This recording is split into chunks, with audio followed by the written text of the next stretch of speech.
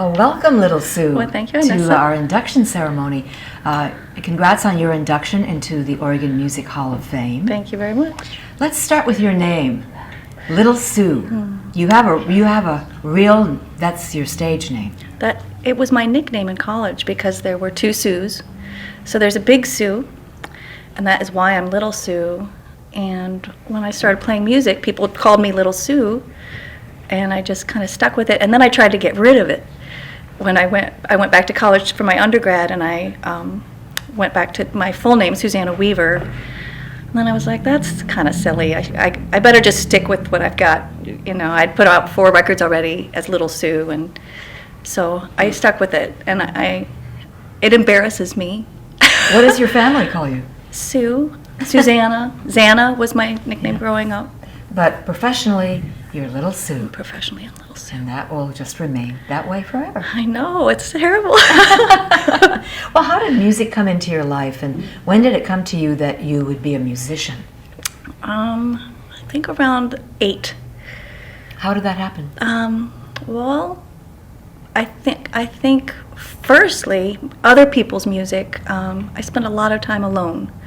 I was a classic latchkey kid, and I would sit in front of the stereo for hours and hours and practice all the phrasing of, you know, like that Queen phrasing, you know, Like singing an it? ELO. Oh yeah, every word, every inflection, I would What's your try to favorite get Queen perfect. song? I think that it is "Play the Game." It's on the album called "The Game." Did you see Bohemian Rhapsody? I haven't. I can't see it. Did you? We put together for my 3rd CD release. We put together a 40-person choir, and we performed Bohemian Rhapsody at the Fez. And we had like sectionals, and like we really did it. We really did it. It was very exciting and fun. So I'm a big fan. Oh. I can't see biopics though, because I can never get the person who plays the famous person out of my brain. Oh, right. Like like Jim Morrison always looks like Val Kilmer to me. Yeah, or And Rami Malek. I can't. Well, so 8 years, as of 8 years of age. So I started making cassettes off the radio. I started a lot of like they used to do all those John Lennon specials and Beatles specials that had all these weird outtakes and stuff. I would record all of those, and in grade school, I started playing the flute. That was my first instrument, and Mr. Siciliano was the music teacher, and for some reason, he chose me as his pet, and he would slip me, like Sousa marches. He's like, I know you can do it. And so What I a was wonderful teacher to have. He was one. I can't find him. I've looked and looked for him, and to thank him, but I can't find him. So I was the only student. I was in the beginning band and the marching band, and I was the youngest first chair flautist that the school had ever had, and that was the start of it. And here you are. I'm now here. Here you are. You've been a Laurel Thirst fixture in the local and the alt folk Portland scene for some 25 years? 27 years. 27 years. Where are your roots? Well, I was born in Michigan. Where in Michigan? I was born in Royal Oak, Michigan, and I lived there till I was 7, and then a few years in Central Jersey coast, and then moved to West Virginia in 6th grade. And how did you get to Portland?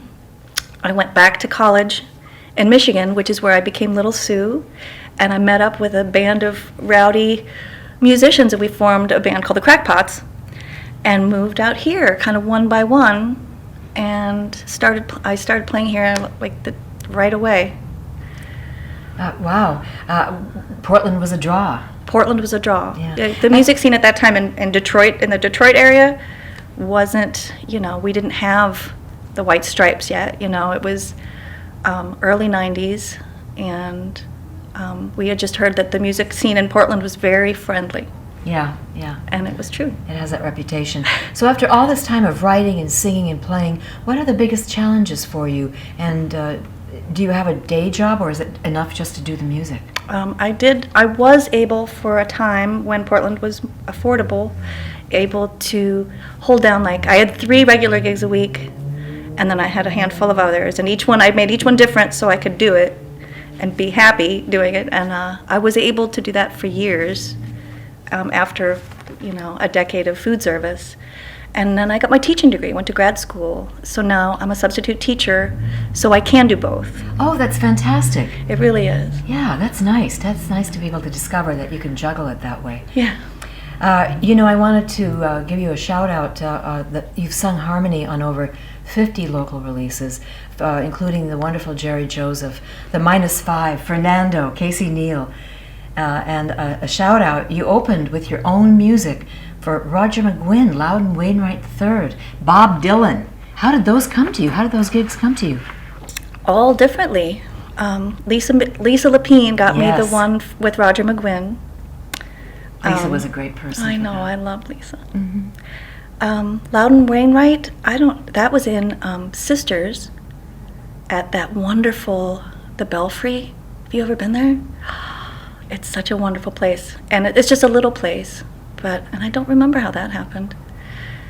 And the Dylan's story is a long story that I won't go into, but we got that gig. There were they wanted a female-fronted rock band to open.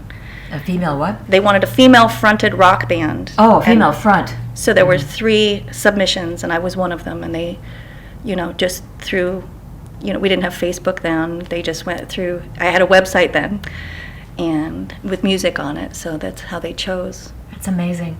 It was terrifying. Oh, how exciting. It was very exciting. What's in your future that you feel a need to accomplish?